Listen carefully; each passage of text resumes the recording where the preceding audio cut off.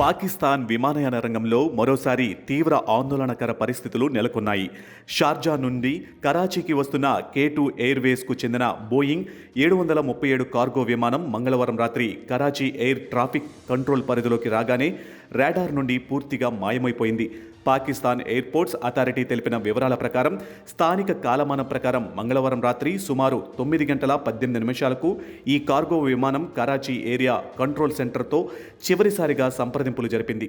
ఆ సమయంలో విమానంలోని నావిగేషన్ సిస్టంలో తీవ్ర సాంకేతికత సమస్య తలెత్తినట్లు పైలట్ అధికారులకు నివేదించారు. దాంతో అప్రమత్తమైన ఎయిర్ ట్రాఫిక్ కంట్రోల్ విమానం సురక్షితంగా ల్యాండ్ అవడానికి అవసరమైన అత్యవసర మార్గదర్శకాలను రూట్ను పైలట్కు సూచించింది. కానీ ఆ సమాచారం అందిన కొద్ది నిమిషాలకే రాడార్ స్క్రీన్పై ఒక భయానక దృశ్యం కనిపించింది. ఆ విమానం గాల్లో చాలా వేగంగా కిందికి దిగిపోతూ అకస్మాత్తుగా తన ప్రయాణ మార్గాన్ని మార్చుకుంది. ఆ వెంటనే కరాచీకి పశ్చిమ దిశలో సుమారు 155 నాటికల్ మైళ్ల దూరంలో ఉండగా విమానంతో రాడార్ సంప్రదింపులు, రేడియో సమాచార మార్పిడి పూర్తిగా తెగిపోయాయి.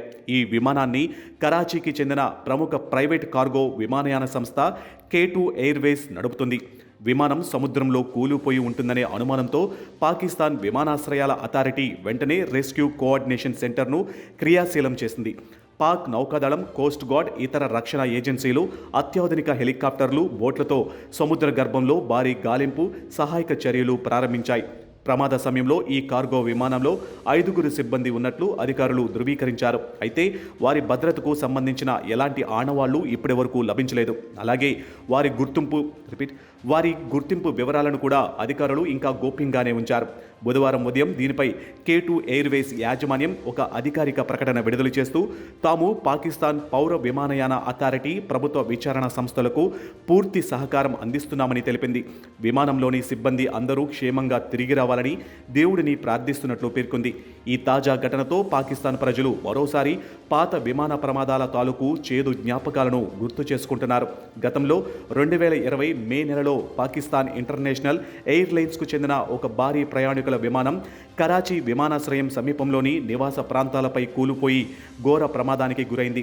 ఆ ప్రమాదంలో విమానంలో ఉన్న 99 మందిలో 97 మంది దుర్మరణం పాలవగా కేవలం 2 మాత్రమే అద్భుతంగా ప్రాణాలతో బయటపడ్డారు. మళ్ళీ ఇప్పుడు కరాచీ తీరంలోని కార్గో విమానం రాడార్ సిగ్నల్స్ కోల్పోవడంతో 5 సిబ్బంది ప్రాణాలు గాల్లో దీపాల్లా మారాయంటూ పాక్ మీడియా ఆవేదన వ్యక్తం చేస్తుంది.